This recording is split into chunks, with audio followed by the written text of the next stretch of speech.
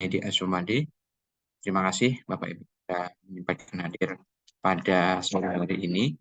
Sesuai dengan judul yang kami sampaikan di undangan untuk Zoom, pada siang hari ini kita akan bahas terkait dengan ada beberapa hal untuk lebih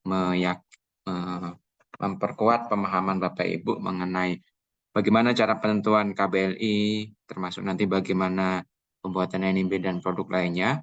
Nanti akan dijelaskan oleh Mas Rabib terkait mungkin menjadi kebingungan Bapak Ibu ketika harus menentukan apakah produk A, B, C ini apakah satu KBLI atau dua KBLI atau satu NIB atau apapun itu. Siang hari ini silakan nanti disimak materi dari Mas Rabib. Kalau Bapak Ibu ada pertanyaan kami persilahkan. Selanjutnya kami persilakan Mas Rabib untuk memberikan materinya. Silakan Mas Rabib. Ya, terima kasih Pak Sigit atas kesempatan dan waktunya. Bismillahirrahmanirrahim. Assalamualaikum warahmatullahi wabarakatuh.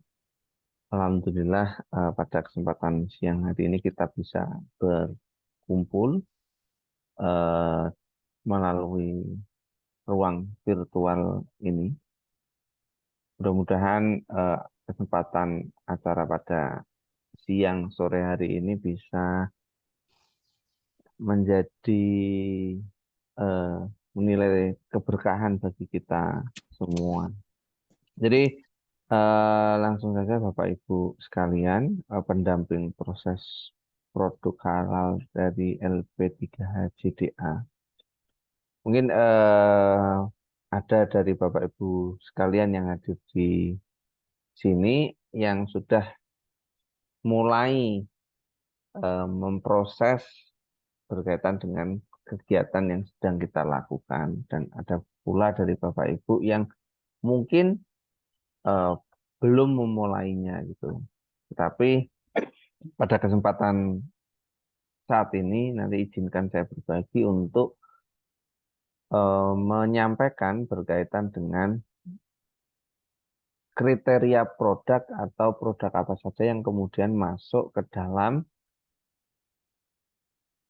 kategori self declare dan seperti apa namanya pembacaan dari keputusan kepala badan. Jadi di dalam program self declare itu kan dibatasi ya Bapak Ibu berkaitan dengan produk apa saja yang bisa masuk. Nah, dari beberapa produk yang bisa masuk, nah nanti Bapak Ibu akan kita ajak bersama untuk memahami bagaimana membaca dari keputusan kepala badan tersebut.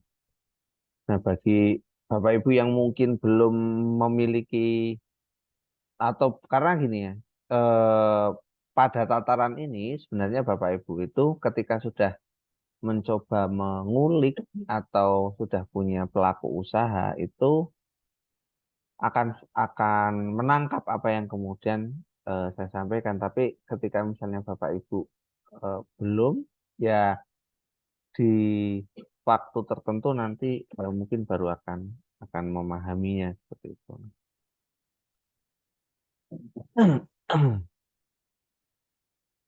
Ya, jadi di materi ini kita akan mencoba memahami jenis produk, rincian, varian, dan KBLI. Gitu. Karena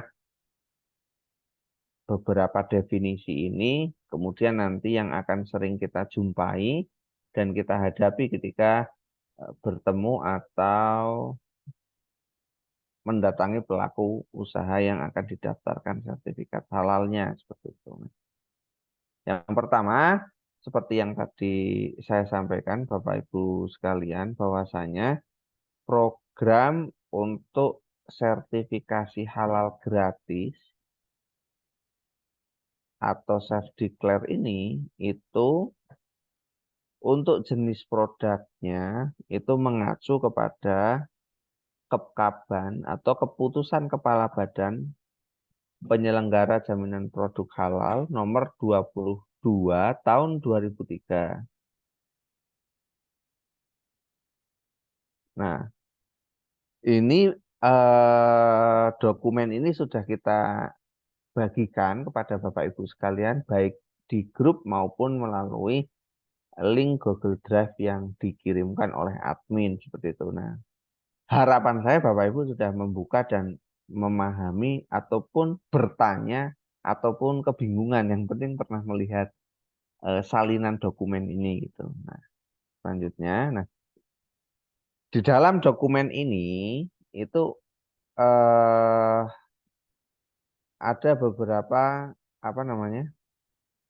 Ada beberapa hal yang perlu dipahami. Yang pertama adalah dokumen ini tuh memuat jenis-jenis produk yang masuk ke dalam program. Kemudian dari jenis produk itu nanti ada turunan rinciannya, dan kemudian dari rincian jenis produk itu apa nanti yang menjadi cocok untuk KBLI-nya. Nah, pertama-tama Bapak Ibu sebenarnya kalau membaca dokumen ini itu lebih mudahnya adalah dilihat dari rincian jenis produknya. Karena rincian jenis produk itu adalah bentuk konkret dari produk yang ada. Contohnya misalnya minyak kelapa. Nah, minyak kelapa mentah ini dia adalah rincian jenis produk dari eh, lemak minyak edible. Dari jenis produk, bacanya gini ya, minyak kelapa, bentar saya ganti pointer dulu. Nah, minyak kelapa mentah itu adalah rincian jenis produk dari lemak dan minyak edible. Nah, lemak edible ini masuk ke dalam jenis produk lemak minyak emulsi, lemak minyak dan emulsi minyak. Terus apa KBLI untuk minyak kelapa mentah? Nah, di sini kan ada daftar kode KBLI yang ada pada jenis produk lemak minyak dan emulsi. Nah, bisa dilihat. Nah, ini nanti Bapak Ibu bisa memilih sesuai dengan kecocokan yang ada. Karena di sini tuh nanti beberapa KBLI yang muncul. Nah, untuk minyak kelapa mentah, KBLI yang sesuai adalah 10422 atau industri minyak kelapa mentah. Beda halnya nanti dengan yang misalnya jenis produknya adalah minyak kelapa. Tentunya KBLI-nya adalah industri minyak, bisa minyak goreng kelapa atau dan lain sebagainya. Seperti itu ya Bapak Ibu untuk pembacaan. Nah, dari dokumen yang Bapak Ibu temukan atau yang diperoleh melalui kekebalan itu mungkin ada beberapa pertanyaan atau Q&A gitu ya kalau bahasa sekarang. Dari itu Bapak Ibu bertanya atau mungkin dari pengalaman mendampingi pelaku usaha itu mengalami kegelisahan. Yang pertama contoh misalnya ada pertanyaan semacam ini. Apabila PU itu pelaku usaha ya Bapak Ibu. Jadi singkatannya juga sudah mulai harus familiar. Apabila PU memiliki banyak produk, jadi pelaku usaha itu punya banyak produk, berapa sertifikat halal atau SH yang bisa diajukan melalui self declare? Biasanya eh, akan muncul nih pertanyaan seperti ini. Nah, jawabannya adalah setiap pelaku usaha itu maksimal hanya boleh mengajukan 3 satu jenis produk hanya akan mendapatkan 1 SH dengan maksimal 10 varian. Nah, produk yang dimaksud di sini ya, produk yang dimaksud di sini itu nanti mengacunya adalah kepada jenis produk yang ada di sini Bapak Ibu. Nah, contoh simulasinya untuk yang kasus eh, apa namanya? Berapa pengajuan pelaku usaha ini. Contohnya pelaku usaha itu dia jualan kue basah aneka varian. Jadi ada beberapa varian kue basah. Kemudian dia juga memproduksi keripik kentang dengan beberapa varian. Jadi produk dari pelaku usaha tersebut itu bisa diajukan menjadi dua kali pengajuan. Yang pertama itu adalah dengan rincian jenisnya, yaitu kue basah yang masuk ke dalam jenis produk bakery. Dan yang kedua adalah keripik kentang yang kemudian masuk ke dalam kategori produk makanan ringan siap santap. Itu pertanyaan yang biasanya muncul. Nah, selanjutnya apa sih atau apa itu jenis produk, klasifikasi produk, rincian produk dan varian produk. Jadi jenis produk adalah klasifikasi produk berdasarkan bahan, Bapak Ibu ya. Pengolahan atau penyajian yang sudah ditetapkan dalam Kepkaban nomor 22 tahun 2023. Ada 13 jenis produk makanan dan ada satu jenis produk minuman dengan 6 turunannya. Kemudian apa itu klasifikasi produk? Klasifikasi produk adalah turunan dari jenis produk dengan pendekatan dari sisi bahan, pengolahan atau penyajiannya. Kemudian rincian produk adalah produk yang dihasilkan. Untuk varian produk adalah variasi dari sisi rasa atau semacam atau sejenisnya yang masih terkategori dalam rincian produk yang sama. Nah, untuk memudahkan pembacaannya, simulasinya adalah ada contoh jenis produknya itu produk bakery. Kalau di dalam Kepkaban dia nomornya adalah nomor 7 atau jenis produk ketujuh dengan beberapa klasifikasi produk yang ada. Nah, untuk klasifikasi produk yang menjadi contoh di sini adalah itu klasifikasi produk poin 7.2 atau produk bakery istimewa yang manis, asin, atau gurih. Rincian produknya adalah donat.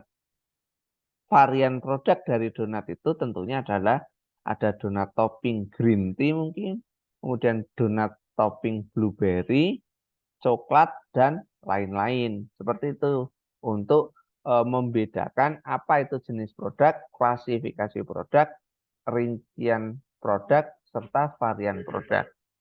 Ini kita membawa pemahaman Bapak Ibu menuju kepada dokumen yang ada gitu. Nah, nanti Bapak Ibu kemudian memahami secara sederhana seperti apa, ya tergantung Bapak Ibu melihat kemudahan dari pembacaan dokumen tersebut.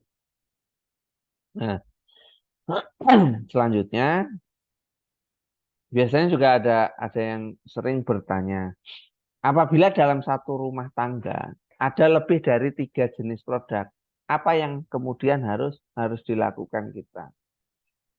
Apakah kemudian semuanya itu bisa diajukan atau bagaimana gitu?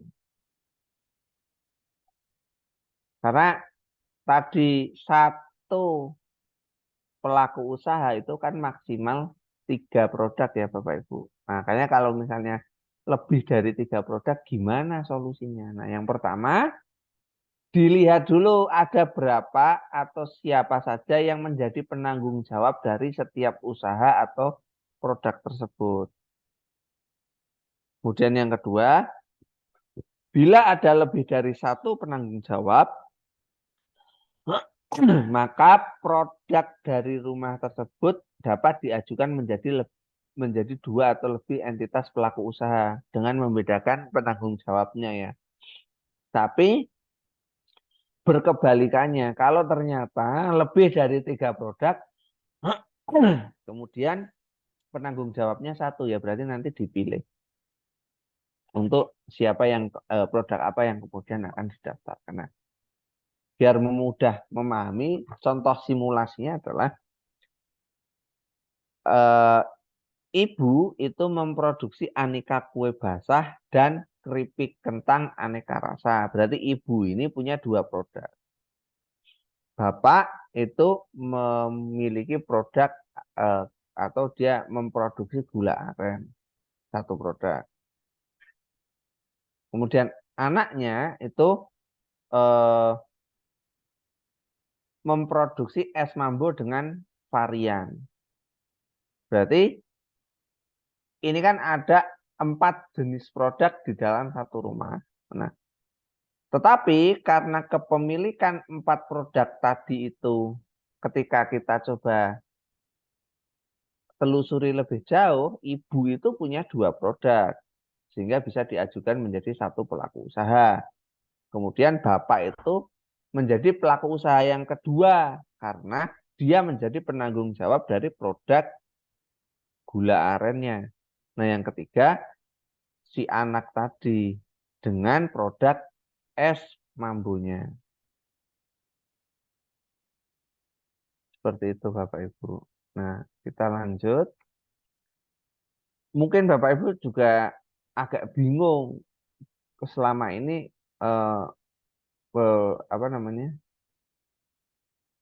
ditanya KBLI-nya kok nggak sesuai, kemudian KBL-nya masuk ke dalam kriteria program self declare atau tidak. Nah, sebenarnya apa sih KBLI? Jadi KBLI adalah pengklasifikasian aktivitas atau kegiatan ekonomi yang menghasilkan produk atau output baik berupa barang maupun jasa berdasarkan lapangan usaha untuk memberikan keseragaman konsep, definisi, dan klasifikasi lapangan usaha dalam perkembangan dan pergeseran kegiatan ekonomi di Indonesia. Nah, perlu saya tambahkan bahwasanya KBLI itu kan dikeluarkan oleh Kementerian Investasi atau BKPM. Nah, Kementerian Investasi atau BKPM itu sudah punya klasifikasi produk yang disebut KBLI tadi itu ribuan Pak jumlahnya. Nah, dari ribuan klasifikasi produk KBLI yang ada di Kementerian Investasi, hanya ada beberapa yang kemudian bisa digunakan di dalam program Self Declare. Nah, itu tertuang di dalam Kepkaban tadi. Nah, contoh untuk beberapa KBLI yang kemudian masuk atau bisa eh, sesuai dengan kriteria self declare itu diantaranya 10613 yaitu industri penggilingan aneka umbi dan sayuran termasuk eh, rhizoma. Nah, ini nanti masuk jenis produknya serealia dan seterusnya. Kemudian 10733 industri manisan buah-buahan dan sayur kering. Ini KBLI-nya, dia nanti kalau ke jenis produk masuk ke buah, sayur, dan olahan dan jenisnya. Kemudian 10793 industri makanan dari kedelai dan kacang-kacangan. eh, ini juga masuk ke serealia. Nah, kemudian 10794 atau industri kerupuk, keripik, peyek, dan sejenisnya ini nanti masuk ke beberapa jenis produk kalau di dalam Kepkaban. Bisa masuk ke dalam produk bakery, bisa masuk ke dalam makanan ringan siap santap, bisa masuk ke dalam serealia dan lain sebagainya. Nah, kuncinya memang Bapak Ibu perlu membaca dari Kepkaban tersebut. Kalau misalnya tidak membaca, ya bertanya gitu, nggak masalah. Nanti misalnya menemukan produk A dan lain sebagainya, tetapi eh, ada kalanya kan kita tidak mampu untuk menjawab tepat waktu sesuai dengan kebutuhan Bapak Ibu sehingga perlu juga Bapak Ibu untuk memahami itu agar meyakinkan juga kepada pelaku usaha ketika datang gitu kan. Ini orang yang mendata kok nggak paham apa dan lain sebagainya kan seperti itu. Lanjut. Nah, bagaimana menentukan KBLI? KBLI dari produk yang masuk ke dalam self declare itu tentunya ketika menentukan jenis produknya harus sesuai yang ada di dalam Kepkaban nomor 22 tahun 2003. Nah, berdasarkan deskripsi produk hasil observasi di lapangan, Bapak Ibu lihat label. Makanya beberapa dari Bapak Ibu yang tanya kepada kita di grup atau Japri kan misalnya produk A bisa diajukan sertifikasi halal atau tidak gitu. Nah, kita biasanya tanya seperti apa contoh produknya. Karena kita ingin melihat bentuk dari produk tersebut itu masuk atau tidak. Kayak misalnya kemarin yang tanya di grup itu kan herbal itu masuk dan lain masuk atau tidak. Ketika muncul fotonya bentuknya adalah obat herbal, itu ya tidak bisa. Tapi ketika yang difoto itu ternyata produk herbalnya adalah minuman, nah itu nanti kan bisa menjadi minuman tradisional. Makanya makanya eh, menentukannya itu perlu observasi dan Bapak Ibu perlu melihat kondisi dari produk tersebut gitu. Yang kedua, di dalam kolom kode KBLI yang sesuai rincian produk eh, pada klasifikasi produk dalam tabel Kepkaban. Nah, contohnya kita langsung saja ke ini ini hasil screenshot dari dokumen Kepkaban ya Bapak Ibu. Nah, bagaimana cara menentukan KBLI gitu? Pertama, ini untuk jenis produknya serealia dan produk serealia bukan dan turunannya ya atau produk ke-6. Untuk kode klasifikasi yang 6.1 rincian jenis produknya adalah biji-bijian olahan. Nah, biji-bijian olahan itu terdiri dari empeng beras dan oat instan. Kedua rincian jenis produk ini itu masuk ke dalam KBLI Industri Penggilingan Aneka Umbi dan Sayuran termasuk Rhizoma dan kedua adalah 10794 Industri Kerupuk Keripik Peyek dan sejenisnya. Nah, masuk juga kan. Nah, makanya seperti yang saya sampaikan tadi, dari rincian jenis produk empeng beras dan oat instan itu kan nanti oatsnya apa gitu kan. Termasuk yang kemudian contoh yang kedua, tepung dan pati dengan penambahan bahan tambahan pangan dengan beberapa rinciannya, tepung beras, tepung jagung, tepung kacang hijau. Bagaimana menentukan KBLI-nya? Di sini sudah ada pilihannya. Apakah dia masuk ke industri penggilingan gandum dan serelia atau 10611 atau dia masuk ke 10612. Nah, makanya ini tidak harus dihafal, tapi Bapak Ibu bisa tahu cara pembacaannya. Karena saya sendiri ketika misalnya ditanya, beberapa yang memang tidak hafal harus membuka dari dokumen ini, kemudian melihat foto produk tadi atau dari hasil observasi masuk atau enggak kan seperti itu. Oke, saya lanjutkan. Nah, ini adalah contoh yang lainnya berkaitan dengan bagaimana membaca atau menentukan KBLI yang sesuai. Contoh di dalam jenis produk yang ke-9 itu adalah telur olahan dan produk-produk telur hasil olahan. Untuk poin yang 9.2, yang pertama produknya adalah telur asin atau rincian jenis produknya adalah telur asin dengan penambahan bahan tambahan pangan. Nah, kira-kira apa KBLI yang cocok? Nah, KBLI yang cocok untuk telur asin dengan penambahan bahan tambahan pangan adalah industri makan lainnya atau 10799. Nah, kemudian untuk martabak telur, apakah martabak telur itu masuk ke poin yang mana gitu? Nah, di dalam penentuan KBLI-nya itu sebenarnya bisa disesuaikan. Bapak Ibu bisa memilih dari dua KBLI yang disajikan atau yang diopsionalkan atau yang ditawarkan. itu masuk kriteria yang mana?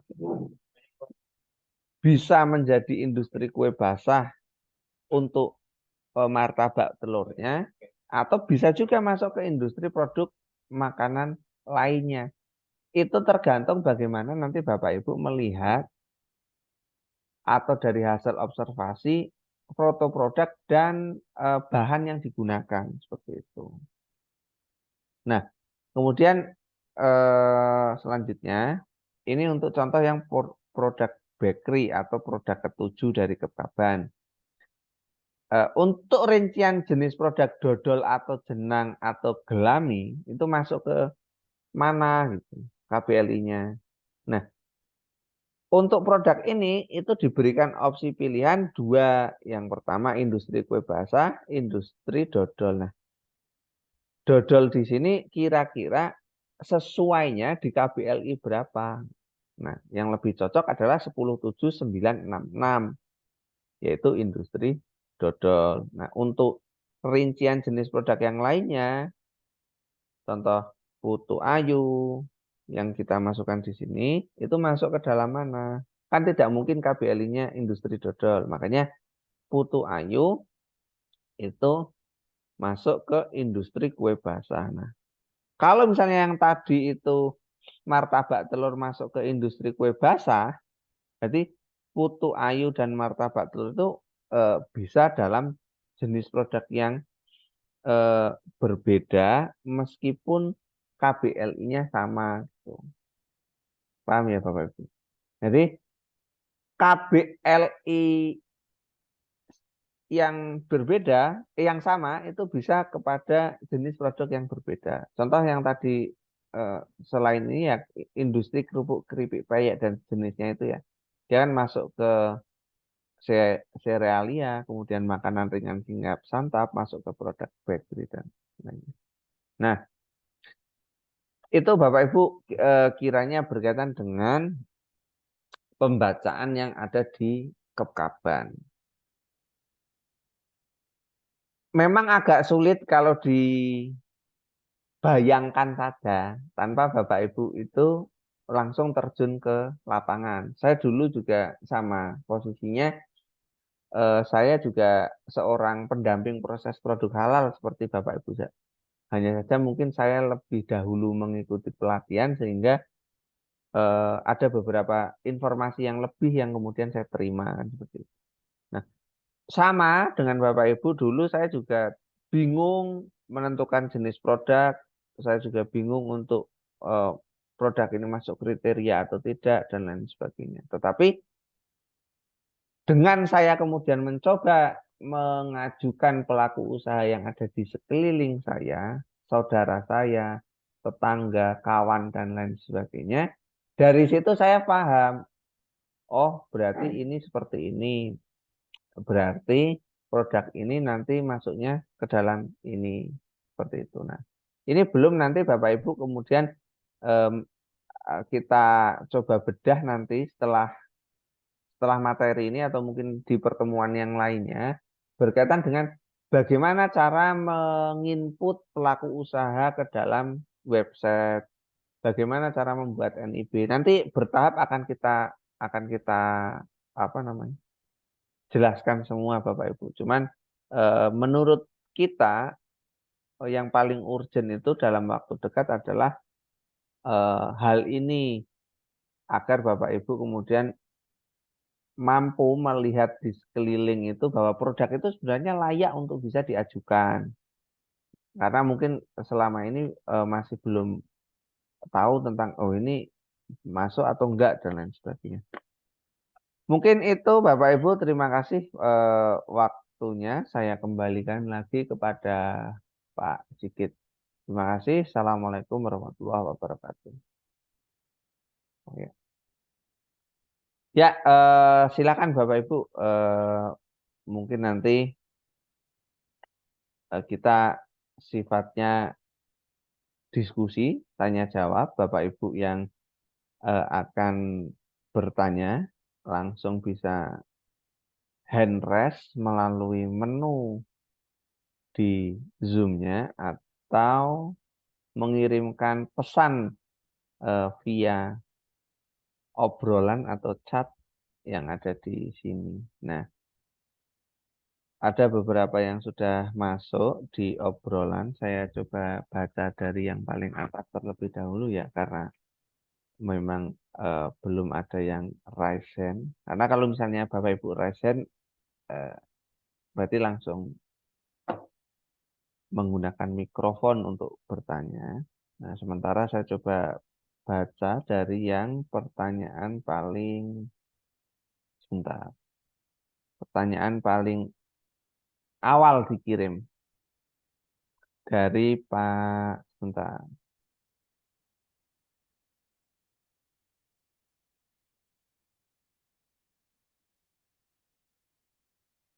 Oke, dari Pak Hikmat untuk produk gorengan atau dia masuk ke kalau gorengan itu nanti sebenarnya tidak masuknya ke makanan ringan santap, tapi lebih ya bisa saja, tapi lebih tepatnya ke kedai makanan. Itu varian ada bala-bala, kalau bahasa Sunda gehu ya, tempe goreng, pisang aroma dan lain sebagainya. Apakah jenis gorengan saja dengan sebanyak varian seperti yang disampaikan atau bagaimana? Nah, kalau untuk gorengan ini, untuk KBLI-nya nanti masukkan ke kedai makanan, sehingga semua produk tadi, pisang goreng, tempe goreng, tahu, pisang aroma, dan lain sebagainya, itu masuk ke dalam satu pengajuan jenis produk, yaitu gorengan dengan varian jenis produknya tadi.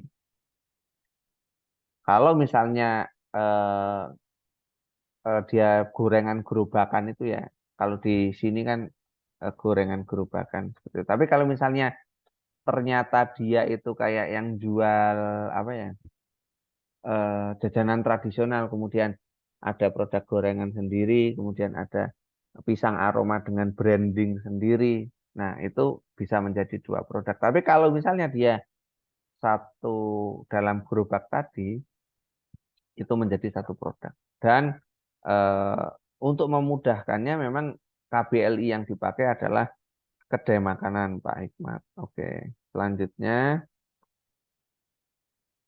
dari Pak Hikmat juga. Nah, untuk PU yang mengajukan sertifikasi halal, apakah harus ada NIB? Bagaimana untuk pengajuan pembuatan NIB-nya? Nah, salah satu syarat untuk pelaku usaha mengikuti program Self Declare ini adalah dia sudah memiliki nomor induk berusaha. Nah, apabila pelaku usaha ini belum memiliki, itu bisa dibantu untuk dibuatkan. Secara proses pembuatannya melalui websitenya OSS miliknya Kementerian Investasi. Nah, mungkin nanti di lain kesempatan akan coba kita bedah bagaimana cara pembuatannya. Sebenarnya membuatnya juga eh, gampang, tidak sampai 15 menit. Hanya saja yang agak lama itu adalah proses pembuatan email untuk login di sana. Karena email di sini kan mungkin si pelaku usaha ada yang sudah punya, ada yang belum. Nah, seberapa cepat intensitas komunikasi Bapak Ibu dengan si pelaku usaha itu kan yang menjadi salah satu pertimbangan.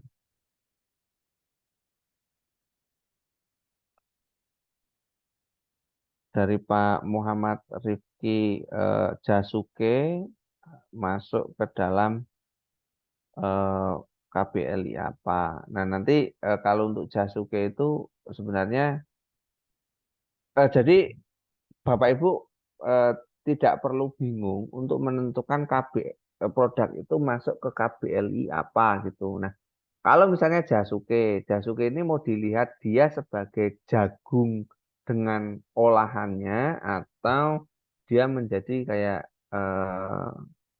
apa namanya produk yang seperti apa. Jadi sebenarnya apapun KBLI-nya itu bisa bisa bisa masuk.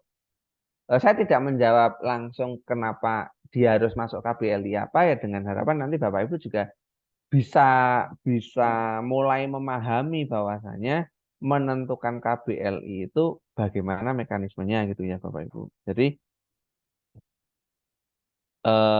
Untuk melihat si produk tadi dia masuk ke dalam kategori apa, nah Bapak Ibu perlu melihat tadi, misalnya ya, contoh ya, saya sebentar tak cek ya.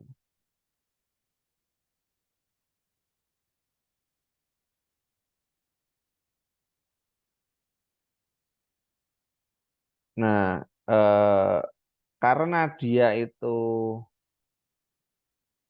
ada kejunya juga gitu, nanti apakah kemudian masuk ke dalam varian produk keju seperti itu. Nah, yang penting nanti di dalam penentuan itu Bapak Ibu yaitu memahami alurnya si produk ini bisa karena gini, yang tadi saja martabak telur itu pengkategoriannya itu masuk industri kue. Dalam pandangan Bapak Ibu kan sebenarnya itu kayak nggak masuk akal masa martabak masuk ke industri kue kan itu KBLI. Ya, tapi itu yang kemudian menjadi faktanya sehingga rincian jenis produknya nanti didekatkan ya. Saya tak buka. Misalnya kayak gini yang jagung tadi itu saya coba bentar ya.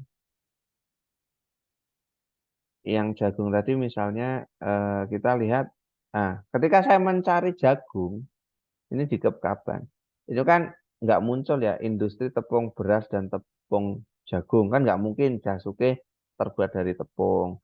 Kemudian eh, tepung jagung dengan penambahan bahan tambahan pangan kan nggak mungkin juga. Atau pati jagung kan nggak mungkin juga. Atau jagung brondong kan nggak mungkin juga. Jagung marning kan nggak mungkin juga. Jipang jagung kan nggak mungkin. Terus Bapak Ibu, wah kok jagung ternyata Jasuke kok nggak masuk ke dalam produk nih gitu. Nah, terus bagaimana? Ya, kalau Bapak Ibu kemudian tidak masuk ke dalam jenis produk ini dicari misalnya tadi tidak masuk. Nah, kita coba mencari yang kira-kira eh, masuknya itu di mana sih gitu. Kalau misalnya di bakery dia cocok enggak? Kalau misalnya tidak cocok, Bapak Ibu bisa memasukkan dia ke dalam kedai makanan atau kedai minuman, yaitu penyediaan makanan dan minuman dengan pengolahan bahan tambahan pangan gitu ya. Nah, ini bisa masuk nanti termasuk produk-produk yang tadi dia itu sebenarnya secara bahannya halal dan lain sebagainya, tapi ketika dicari di rincian produk kok nggak ada. Nah, itu bisa dimasukkan di sana Bapak Ibu.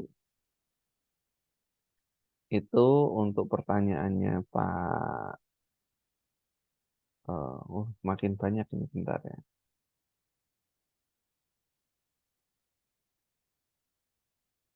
Dari Bu Mirna, jika martabak telur ada bahan daging ayamnya itu bagaimana? Selama daging ayamnya itu punya sertifikat halal bisa Bu. Tinggal kalau dalam martabak ini kan daging ayam itu tidak terlalu menjadi apa namanya bahan pokok ya. Artinya kayak jadi topping lah ya. Kalau di tempat saya itu ada yang dia pakai kornet untuk pengganti daging sapinya dan lain sebagainya. Kornetnya selama kornetnya itu kemudian pakai produk yang sudah punya sertifikat halal, iya dia masuk. Poinnya adalah semua bahan yang dipakai itu sudah memiliki sertifikat halal. Nah, itu ya. Jadi ketika ada bahan dagingnya, selama dagingnya itu ada sertifikat halal, boleh. Nah, tapi kemudian mungkin Bapak Ibu bertanya, lah kemarin disampaikan untuk yang produk ada unsur hewan sembelihannya tidak boleh, Pak. Tidak boleh di situ dalam rangka kita atau saya di LP3HJDA itu menghimbau, mengantisipasi kepada Bapak Ibu untuk produk-produk yang agak keluar kan, agak sulit itu. Bapak Ibu kan sulit nanti sudah terlanjur di data misalnya, ternyata ayamnya belum punya sertifikat dan lain sebagainya. Itu agak agak repot itu. Itu. Kemudian pertanyaan selanjutnya, pertanyaan dari eh, Mas Muhammad Fitrotul Thoyib. Apa bisa PU mendaftar sertifikasi tanpa memiliki NIB? Secara aplikasi jawabannya bisa, Mas. tetapi ada ini jangan dipotong ya. Bisa tetapi saat dia akan mengunduh sertifikat nanti itu harus melampirkan NIB. Jadi sama saja prosesnya. Tetap harus membuat NIB. Kalau yang mendaftar tanpa memiliki NIB, itu NIB-nya dilampirkan di belakang. Tapi kalau yang mendaftar menggunakan NIB, itu ya kita sesuai sesuai prosedur, ya bukan sesuai prosedur juga sih. Sesuai mekanisme yang ada ya. Jadi NIB-nya dimasukkan dulu, baru eh, kelihatan kriterianya sesuai, baru eh, dia nanti ketika keluar SH-nya langsung. Tapi kalau misalnya yang tidak punya NIB bisa, tapi pas sertifikat keluar, sertifikatnya tidak bisa diunduh sebelum si pelaku usaha itu punya NIB. Itu Mas Fitrotul Thoyib. Pak Dede Sulaiman, apakah kita mencari pelaku usaha untuk diajukan sertifikat? Iya. Secara singkat jawabannya iya, Pak. Karena kalau kita harus menunggu pelaku usaha mendaftar, kemudian memilih kita agar memverifikasi ajuannya itu agak lama. Jadi memang ada baiknya dibalik metodenya. Jadi kita mencari pelaku usahanya kita edukasi. Kalau dia punya produk yang belum memiliki sertifikat halal, produknya tolong didaftarkan, kita dampingi seperti itu. Kemudian pertanyaan dari Pak Trianto Arif, minuman kunir asam beda atau sama dengan jamu kunir asam yang dibuat dari ekstrak bahan kunir? Kalau beda, mana yang bisa diajukan SH? Kalau, nah ini juga berkaitan dengan penamaan ya Bapak Ibu. Jamu itu tidak bisa, tetapi kalau namanya dibuat minuman kunir asam itu bisa. Nah ini unik kan, tapi memang faktanya seperti itu. Jadi ketika Bapak Ibu ada pelabelan jamu, jadi kan jamu itu kan kesannya kayak sesuatu yang bisa mengobati gitu ya. Dan ketika sesuatu yang bisa menimbulkan efek pengobatan itu kan prosesnya harus melalui uji laboratorium dan tapi ketika dia itu minuman kunir asam itu kan kayak misalnya kayak minuman ringan gitulah ya. Nah itu bisa. Nah kalau misalnya mau diajukan untuk menjadi SH itu bisa eh, diajukan misalnya minuman kunir asam itu bisa Pak. Saya ini berkaca dari pengalaman ya Bapak Ibu, pengalaman yang sudah ya.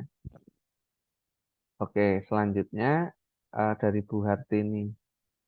Saya sudah dapat pelaku usaha dan sudah isi formulir, namun pada saat pelaku usaha akan melakukan registrasi, nama saya sebagai pendamping tidak muncul sehingga tidak bisa dilanjutkan lagi. Nah, ini saya perlu bertanya lebih dalam nanti berkaitan dengan ini. Yang pertama mungkin nanti bisa dibantu dijawab Bu Hartini ya.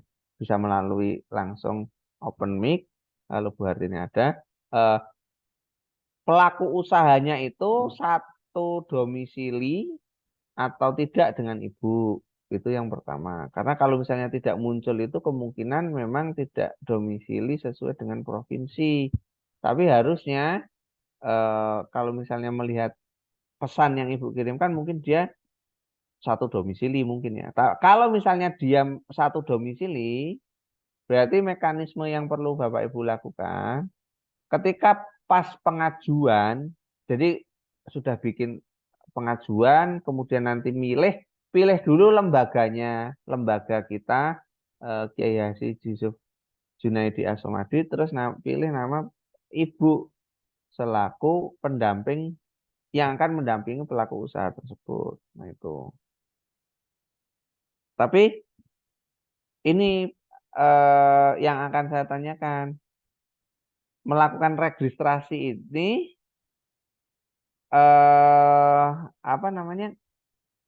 Kemarin di web apa juga nanti perlu ditanyakan ya karena mohon maaf Bapak Ibu sekalian kan kita memang punya website sendiri juga ya nanti mungkin perlu diklarifikasi ya Bu Has ini.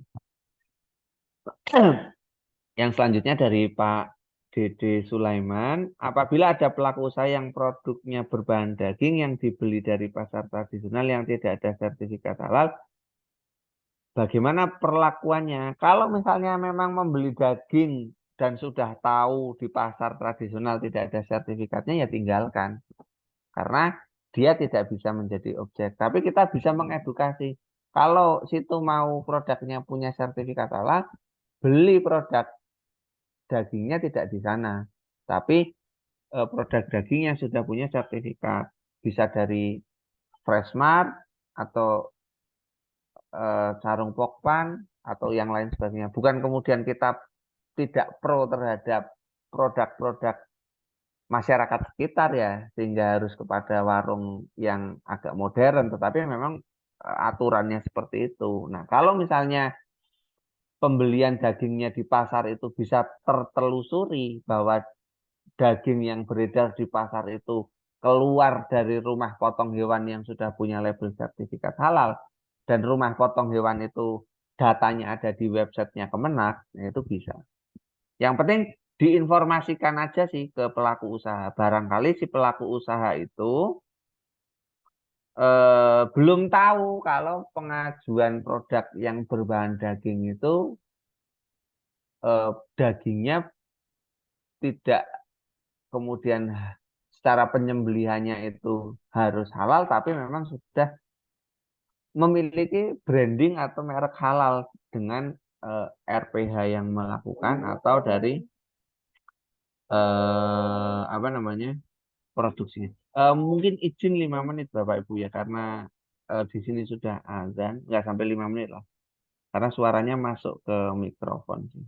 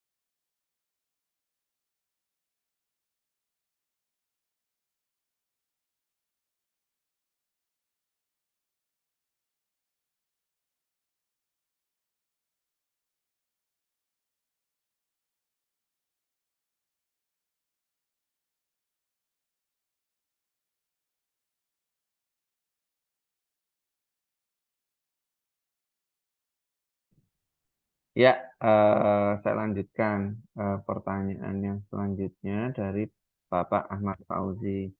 Kalau gorengan gerobakan, kemarin ngajuin tadi tidak di-approve karena keterangannya harus kemasan. PU kemasannya hanya pakai plastik atau kantong. Nah, ini perlu disiasati, Pak. Tidak di-approve-nya itu bukan karena gorengan gerobakan, tetapi karena foto produknya yang kurang tepat. Meskipun dia mau di gorengan gerobakan atau apa, dia itu kan butuh menunjukkan foto ketika dia itu penjualan kemasannya seperti apa. Kalau misalnya kemasannya dia memang pakai kertas minyak, ya sudah pas difoto, tapi di display yang bagus itu Pak. Atau misalnya dia pakai plastik biasa, atau untuk memudahkan untuk pendokumentasiannya, waktu dia dibungkus pakai plastik mika misalnya, jadi disusun di sana kan itu bisa juga. Nah, itu kemarin mungkin tidak di-approve-nya bukan karena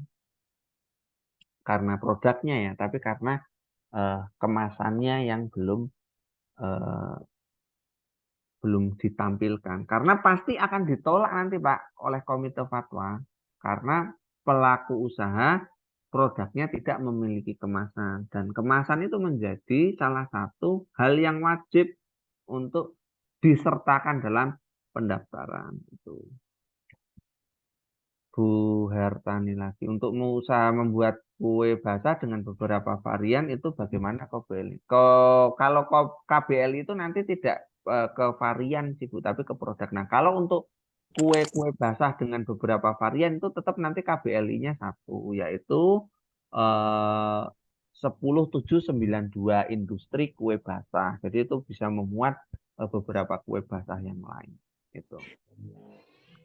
Dari Bu Titik Purwaningsih mau tanya Pak, kalau PU mempunyai 3 usaha tadi, kalau mengajukan halal apakah nanti akan terbit? Iya, kalau pelaku usahanya tadi satu, kemudian dia mengajukan 3 produk, satu orang pelaku usaha itu nanti akan punya 3 sertifikat atas nama dia.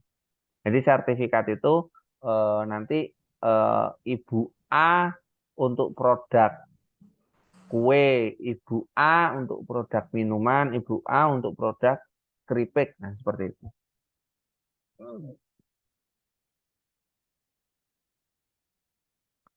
Untuk bandeng presto dan petis udang, apakah satu KBLI olahan? Nah, petis udang itu berarti kayak apa nanti? Ketika misalnya itu seperti tadi ya Bapak Ibu, perlu kita observasi dari foto produk dan bahannya. Apakah ini bisa masuk ke dalam eh kalau KBLI-nya mungkin sama ya, satu olahan ikan, tapi dia bisa menjadi 2 varian produk atau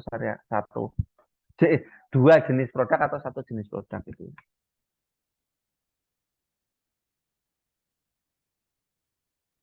Iya, kalau ini dari Bu Teni lah, untuk goreng kedai makanan walaupun dijual keliling, ya masuknya kedai makanan. Kedai makanan ini dia hanya pengklasifikasian untuk KBLI-nya Bu. Kalau PU sudah punya sertifikat halal, apakah masih harus mempunyai PIRT? Nah, berkaitan dengan PIRT sih sebenarnya itu ketentuan untuk instansi lain, tetapi selama sejauh ini keperluan dia nanti apa sebenarnya PIRT itu dia akan utama. Tapi tidak ada salahnya memang dibuatkan juga. Tetapi untuk yang sertifikasi halal ini kan tanpa PIRT juga bisa, sehingga ya masih masih tetap diakui kehalalannya meskipun tanpa PIR.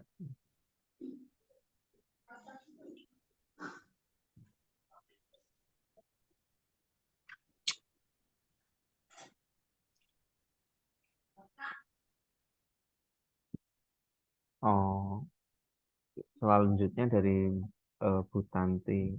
Ada pengajuan yang dikembalikan, alasan pengembalian ubah jenis produk menjadi penyediaan makanan dan minuman dengan pengolahan. Berarti ini kedai makanan. Dengan saya hanya satu produk, yaitu tahu walik dan jenis produk makanan.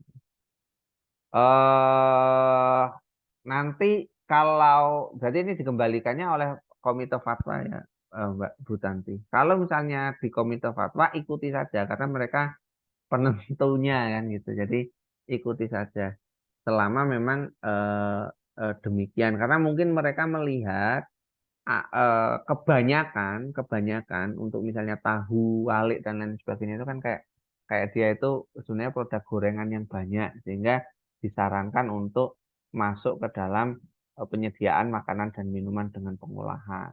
Ya pada dasarnya makanan ringan siap santap pun juga masuk, tapi mungkin dia sedang ingin mengklasifikasikan itu. Dan masing-masing komite fatwa juga saya kira ada beberapa pemahaman yang berbeda ya, sehingga tidak konsisten memang kenyataannya seperti itu. Nah, kalau misalnya memang itu catatan yang diberikan oleh komite fatwa, ikuti saja. Karena untuk merubah ke penyediaan, loh, tapi kalau misalnya merubah ke penyediaan makanan dan minuman dengan pengolahan dari yang tadinya makanan ringan siap santap itu sepertinya perlu menambah KPLI ya, karena beda jenis produk ya. Tapi nanti bisa diproses itu, Bu.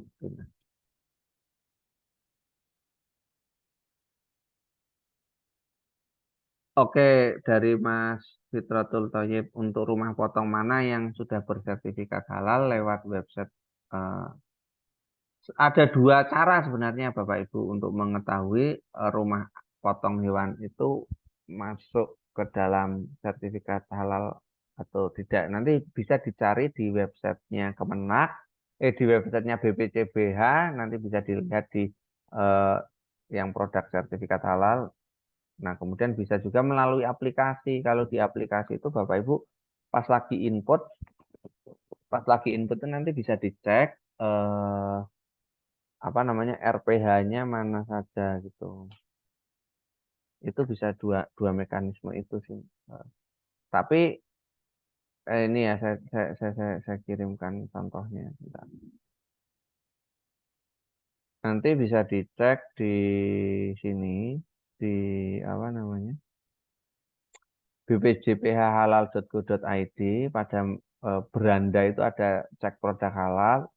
Nanti bisa cek di nama produk ini ditulis saja RPH bisa. Nah ini eh, sudah akan keluar gitu. Nah ini adalah ini ada yang filternya ini ya, karena dia RPH. Nah, nanti dicari saja di sini atau informasi. Sebenarnya paling enak itu ketika mencari adalah kita sudah tahu dulu dia itu di rumah potong hewan apa, nah baru kita cari. Kalau misalnya kita mencoba mencari tahu dulu ya juga bisa sebenarnya di wilayah itu mana saja RPH yang sudah ada nanti juga bisa diarahkan ke sana. Oke. Dua pertanyaan lagi. Eh, Kalau ada jenis produk lalapan atau pecel yang salah satu bahannya adalah gula Jawa, gula merah, gula aren, jangan PU membeli gula itu di pasar yang gulanya belum bersertifikat bagaimana macam produk lalapan itu bisa. Eh tetap bisa, tetapi ya tadi ketika kita mencantumkan gula Jawanya itu pelaku usaha diminta untuk mengganti produknya, mengganti eh, daftar produknya. Yang biasanya dia membeli gula Jawanya di pasar, kalau yang di sekitar kita yang paling banyak itu yang bisa untuk wilayah ini ya gula Jawa yang dikeluarkan dari Indomaret. Atau kalau misalnya Bapak Ibu dari Cianjur dekat daerah sana itu sudah banyak gula Jawa yang punya sertifikat. Nah, memang bisa untuk pecel lele diajukan, ya tadi syaratnya bahannya memang sudah punya sertifikat semua. Dulu gula Jawa itu tidak dibutuhkan sertifikat, tapi sekarang setiap produk yang menggunakan bahan gula, kemudian minyak, kalau minyak udah lama ya, bahan gula dan ini itu sudah diminta, tahu tempe itu udah diminta untuk menyertakan sertifikatnya untuk produk itu. Selanjutnya dari Bapak Muhammad Rifki Rudiansah, kebab yang isiannya menggunakan slice beef yang dibeli dari pasar atau supermarket yang sudah dilegalitas oleh kode halal, itu KBLI kebab masuk ke mana ya Pak? Nah, kalau kebab yang tadi, berarti nanti dia bisa, apa namanya, sebentar, dia bisa masuk ke dalam eh, produk. Nah, dia bisa ditaruh di kedai makanan juga bisa, dimasukkan kepada industri produk yang roti tadi bisa. Dia masuk misalnya produk bakery istimewa, manis, asin, gurih lainnya, berarti KBLI-nya. industri produk roti dan kue. Nah, kembali lagi saya jelaskan Bapak Ibu, untuk kemudian kita menentukan KBLI-nya itu apa, ya kita melihat dari si produk tadi. Produk tadi itu kira-kira tepatnya di dalam kaban tadi itu masuknya kemana gitu. Ya memang kalau satu dua kali Bapak Ibu bertanya eh, masih memungkinkan, tapi kalau Bapak Ibu itu kemudian memahami sendiri itu kan akan lebih bagus. Kuncinya ya memang dari yang tadi saya jelaskan itu Bapak Ibu bisa melanjutkan dengan membaca apa yang ada di kaban itu. Itu saya kira. Saya kembalikan kepada Pak Sigit karena pertanyaan yang melalui kolom chat sudah tidak ada lagi ya. Terima kasih. Baik, terima kasih Mas Labib.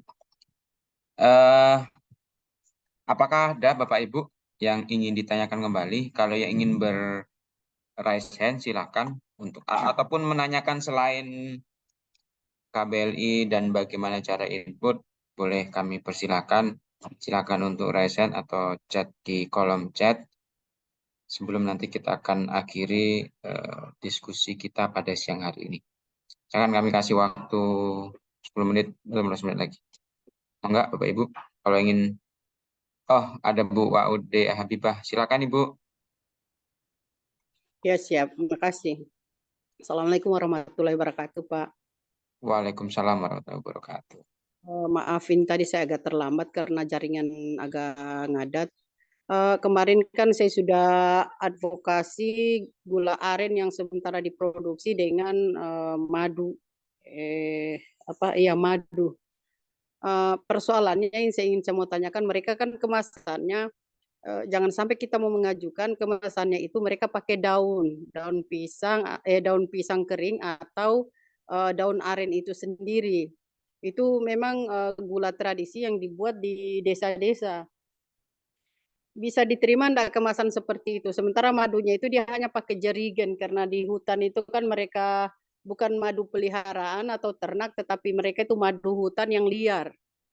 Nah, itu yang maksudnya mungkin kesulitan akan saya mau mengajukan karena mereka itu nanti pakai botol sembarang. Saya yang penting botol bekas aqua itu yang dipakai untuk menjual. Yang pertama itu untuk madu, yang kedua gula aren mereka itu kalau mau diganti kemasannya mereka tidak mau karena persoalan mereka sudah tradisi dari zaman ke zaman tuh pakai daun pisang, pisang kering. Itu bisa diterima enggak kalau diajukan atau bagaimana solusinya? Baik, terima kasih. Ada lagi Bu? Cukup? Iya, kalau gorengan tadi kan sudah jelas, kue-kue tadi sudah jelas, itu tinggal saya follow up. Jadi saya kumpulkan di formulir manual semua, nanti setelah itu baru di-input. Mungkin saya bisa minta tolong teman di Kendari untuk bisa menginputnya.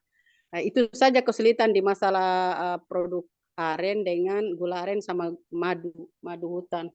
Dua itu yang saya sudah dapat, tapi agak kesulitan untuk saya mau follow up. Karena saya mengisinya itu di situ tentang kemasan, saya terbentur di masalah kemasan.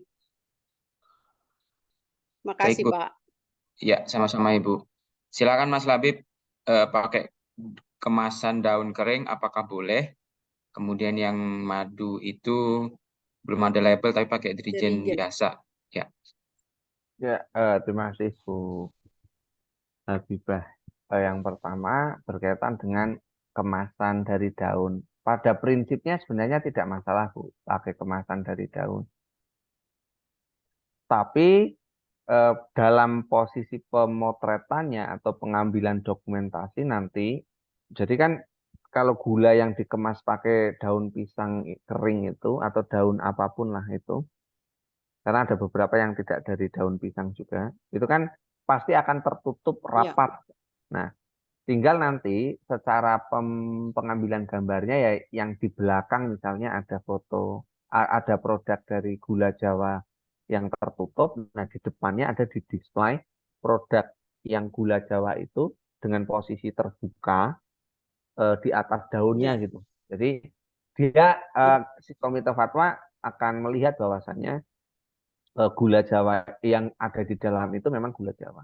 Dan itu dari teman yang ada di Banten kemarin juga terbit sertifikat untuk gula Jawa yang semacam itu. Nah, nanti tinggal dikasih label, Bu, penamaan itu Oh, gula Jawanya siapa, itu di depannya ya dikasih kertas seperti atau produksi misalnya pengemasan ya Pak.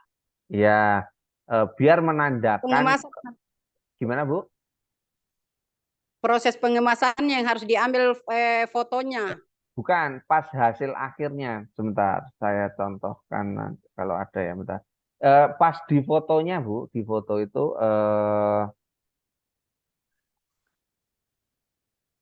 itu. Nah, ini saya contoh di Google lah, Bu ya. Bisa kayak gini, bentar.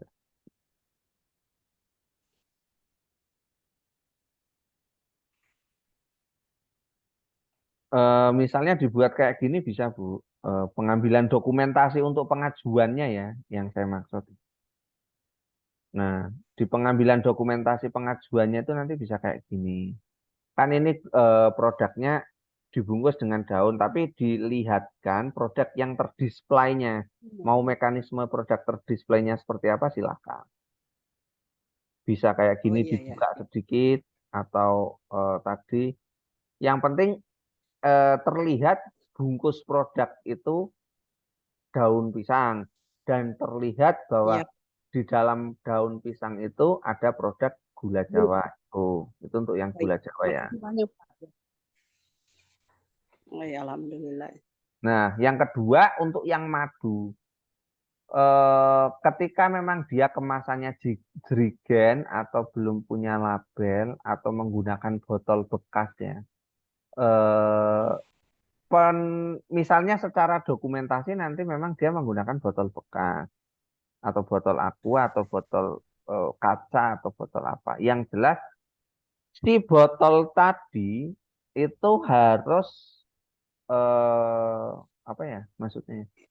Produk terdahulunya, produk lamanya. Kalau misalnya dia botol aqua, ya label aquanya sudah tidak ada, botolnya sudah dibersihkan, sudah dicuci dengan bersih dan lain sebagainya. Kalau misalnya memang dia tidak ada, belum ada label ya, dicuci bersih dan lain Ya. sebagainya, difoto dengan diberikan keterangan label bahwa itu madu punya siapa, madu apa, itu bisa. Nah, nanti untuk pemilihan pemi- pemilihan apa namanya? Pemilihan kemasan Oh di ya. dalam aplikasi ya ditulis botol plastik atau botol kaca kalau misalnya memang dia bekas eh, apa namanya? Sirup ya. Karena botol kaca itu Iya. ada yang bekas sirup, ada yang bekas eh, lainnya mungkin ya. Nah, tapi yang jelas harus bebas dulu dari branding produk lamanya ya Bu. Dipastikan labelnya udah nggak ada dari misalnya dari sirup ABC ya sudah nggak ada stiker ABC-nya. Sudah kalau misalnya dari bekas eh, botol apa ya sudah nggak ada. Pokoknya label sebelumnya sudah hilang lah karena sudah dibersihkan. Itu bisa. Itu paling Bu Habibah. Ya, siap. Ya, makasih banyak Pak. Sama-sama Bu.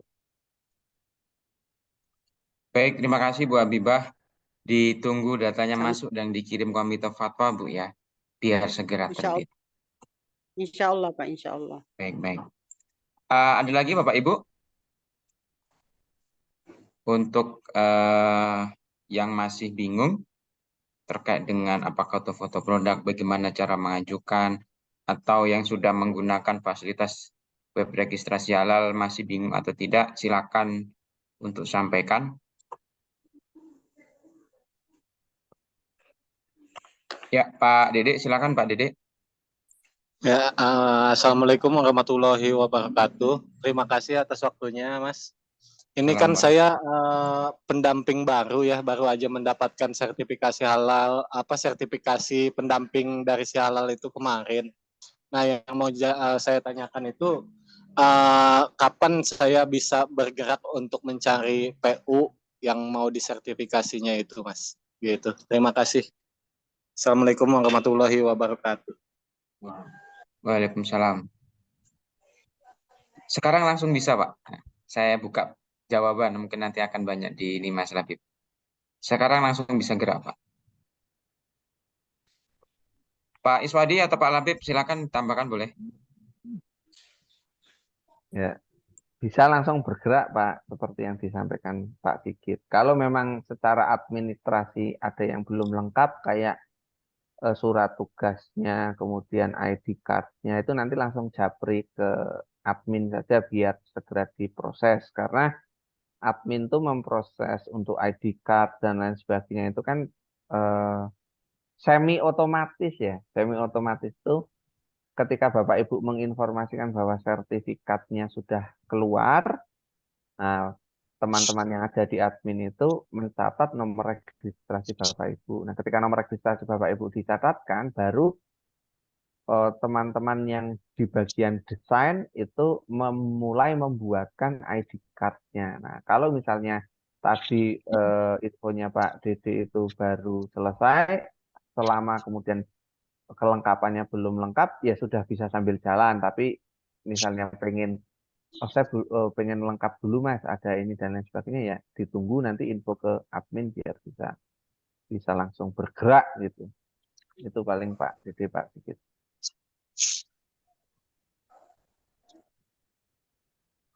Ya, terima kasih atas jawabannya, Mas.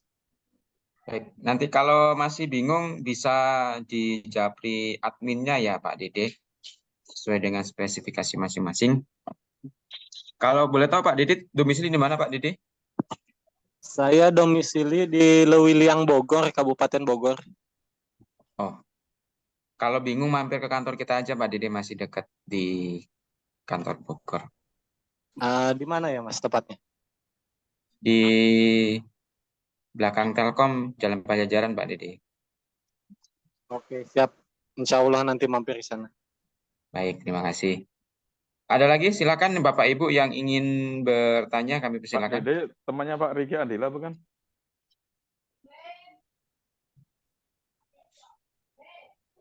Dari Pak Dede itu kayaknya. Kemarin yang di yang Sini Ibu apa Ibu Ayu Liawati atau Pak Asmuni, silakan. ada pertanyaan di Bertanya. chat tuh kayaknya masih gitu. Bagus. Oke, saya baca dikit.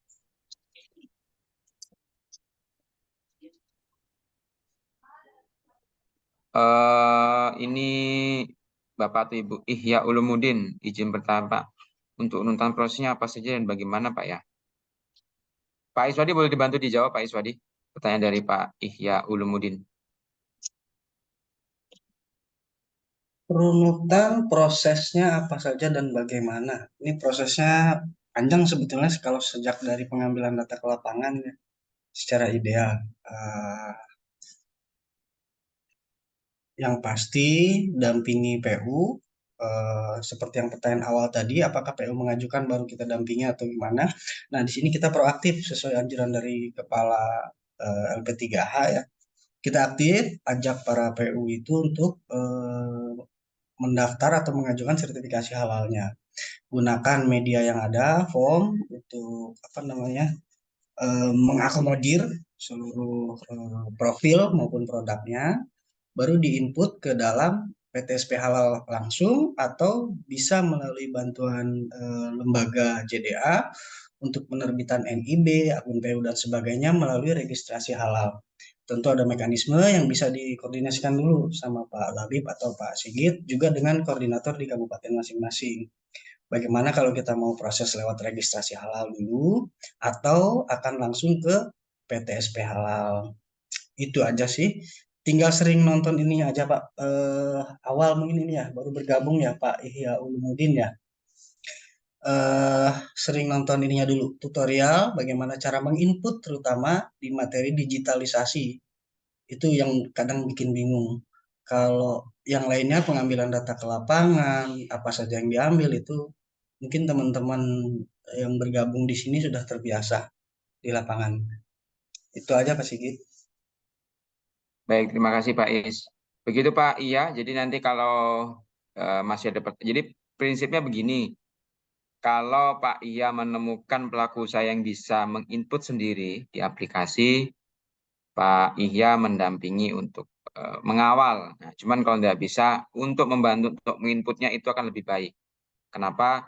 akan mempercepat prosesnya, karena kan mungkin nanti kalau Pak Ihya Ulumuddin sudah terjun ke lapangan atau ke pelaku usaha, ada menemukan pelaku usaha yang ternyata dia sudah familiar dengan aplikasi, sudah punya email, sudah punya WA, atau ada pelaku usaha yang tidak, ya handphonenya handphone biasa, buka internet pun juga bingung. Nah, itu kan tugas pendamping untuk bagaimana kita memfasilitasi pelaku usaha tersebut, karena memang secara niat memang berniat sekali untuk melakukan sertifikasi halal. Nah, ini ada pertanyaan Pak Hikmat Riyadi, bagaimana untuk mengetahui bahwa PU tersebut didampingi oleh kita sebagai pendamping? Kalau by aplikasi, datanya tidak akan kemana-mana, Pak. Artinya gini, kalau nanti saya contoh sebagai Sigit pelaku usaha, akan milih Pak Hikmat secara otomatis kalau sudah terkunci, Pak. Gitu. Bagaimana caranya Pak Hikmat sering lihat saja di aplikasi pendampingnya, buka di akun pendampingnya, nanti akan muncul tuh siapa nama pelaku usaha yang kita dampingi, atau ternyata ada pelaku usaha yang dia memilih Pak Hikmat tanpa mengetahui sebelumnya. Jadi kan ada dua kemungkinan. Kemungkinan pertama adalah pelaku usaha yang Pak Hikmat temui dan tahu, atau ternyata dia nggak tahu nih, karena dia sudah bisa menginput sendiri, dia pilih saja menemukan nama Pak Hikmat. Jadi nanti di aplikasi Pak Hikmat, cek saja nanti akan ada nama list pelaku usaha yang akan kita fasilitasi. Dan kalau selama pelaku usaha itu masih kita dampingi dan sudah terkirim komite fatwa, secara otomatis pelaku usaha tersebut tidak bisa didampingi oleh pendamping yang lain. Tetapi kalau sifatnya masih draft, artinya belum kirim komite fatwa, masih bisa berubah. Sebagai contoh, saya sudah memilih Pak Hikmat, tapi dari Pak Hikmat tidak melakukan verifikasi nih. Artinya akhirnya lama nih, akhirnya dia untuk memilih pendamping lain bisa, Pak. Jadi seperti itu. Itu Pak Hikmat, mudah-mudahan menjawab. Kalau untuk membuat NIB di OSS Pak Dede Sulaiman Tanjung, jadi nanti Pak Dede main kantor aja Pak, nanti kita ngobrol. Cuma nanti kami kirimkan. Jadi Pak Dede bisa searching di YouTube saja bagaimana cara membuat NIB yang perseorangan ya, itu akan banyak tutorialnya. Kemudian untuk kalau bingung penentuan KBLI-nya, Bapak bisa japri admin nanti yang spesialisasi mengenai KBLI, atau bisa tanya di grup, nanti akan kami bantu jawab. Gitu. Ada lagi Bapak dan Ibu? Kalau tidak ada, dari penutup mungkin dari Pak Amir, ada yang mau sampaikan Pak Amir?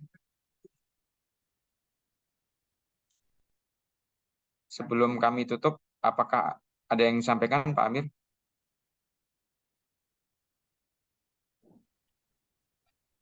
Baik, sedikit aja ya.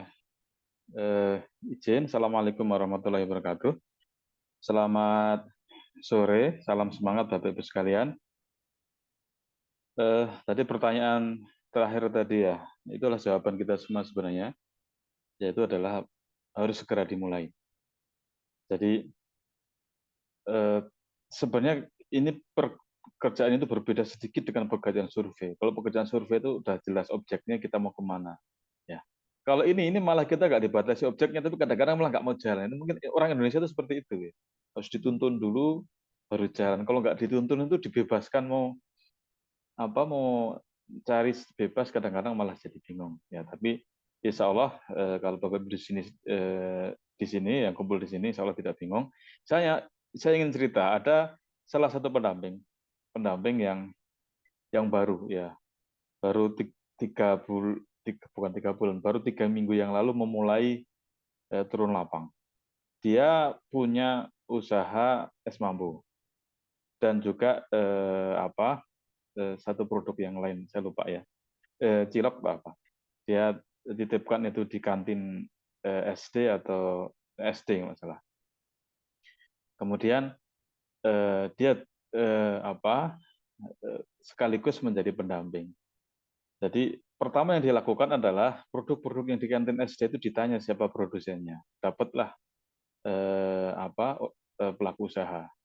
Ternyata mereka belum disertifikasi. Dari situ ditanyakan ada nggak orang lain yang bisa disertifikasi. Dia kemudian dapat temannya orang yang di situ. Ada orang yang bahkan mungkin di luar kecamatan, dia kejar ke sana 2 orang 3 orang diverifikasi. Di sana juga akhirnya juga dapat referensi lagi orang yang bisa diverifikasi. Di akhir cerita biar nggak panjang-panjang, dalam 3 minggu ini dia dapat hampir 30 pelaku usaha sendiri, sambil setiap pagi tetap bikin es, bikin cilok untuk dikirim ke sekolah. Artinya pekerjaan ini sangat mungkin itu salah satu channel ya. Pelaku usaha yang bisa kita kunjungi itu menjadi salah satu channel untuk kita bisa mendapatkan pelaku usaha lain. Tekniknya snowballing namanya. Jadi cari aja 1-2 yang bisa kita kunjungi, dari situ kita tanyakan, dari situ juga dia bisa ngasih referensi siapa, di mana pelaku usaha lain yang bisa kita dampingi. Kelebihan kita adalah ya pertama kita benar-benar kunjungan lapang. Ya.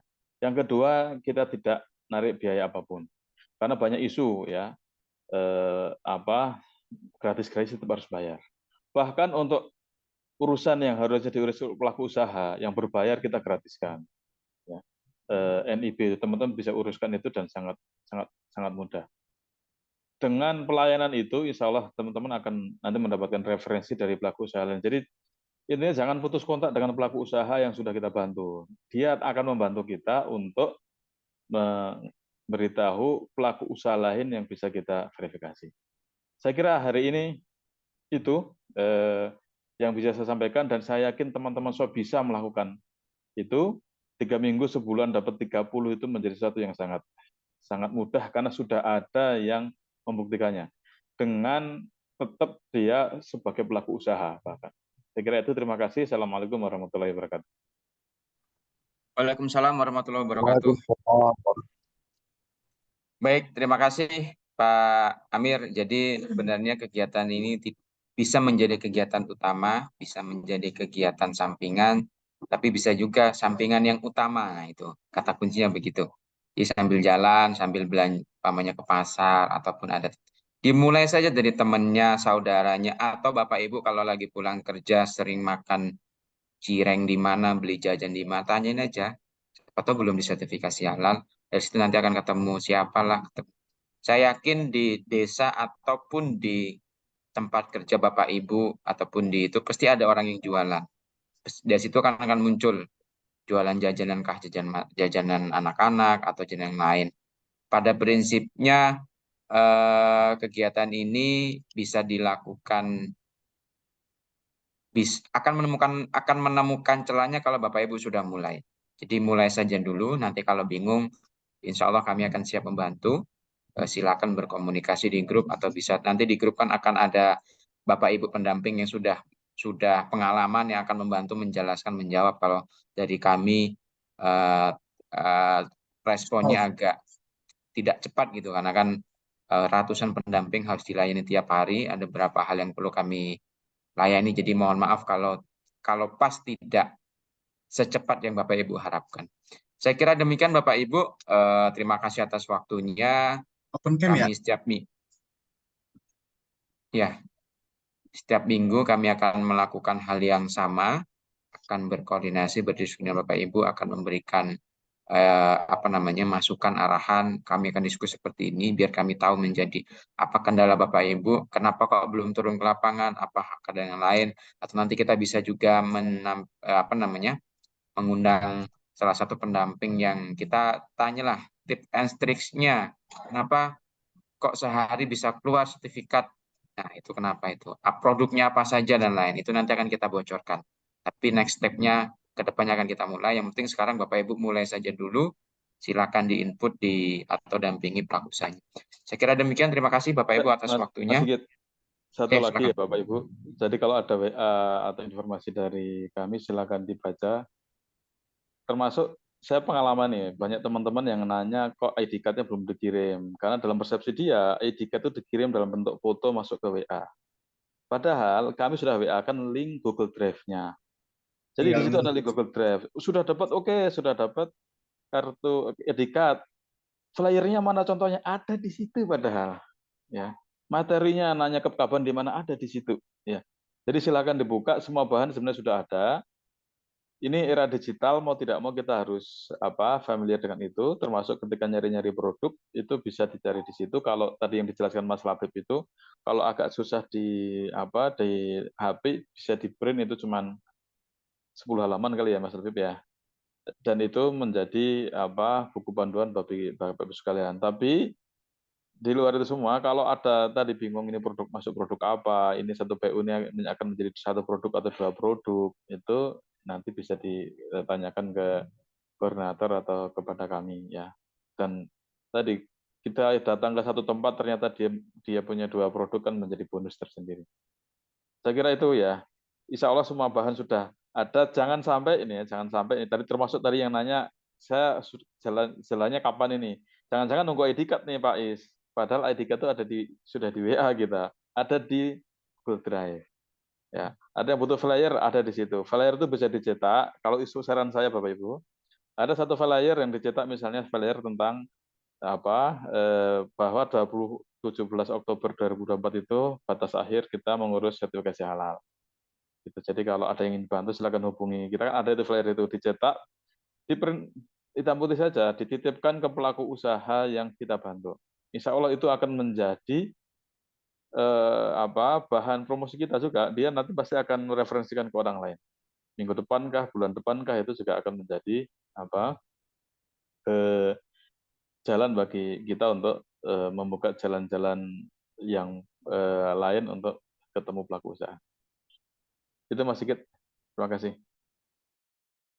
Baik, terima kasih. Saya kira cukup. Bapak Ibu, terima kasih atas waktunya. Mohon maaf jika ada sesuatu yang berkenan. Saya kiri. Assalamualaikum warahmatullahi wabarakatuh. Izin open cam sebentar. Open cam sebentar ya. Bapak. 1, 2.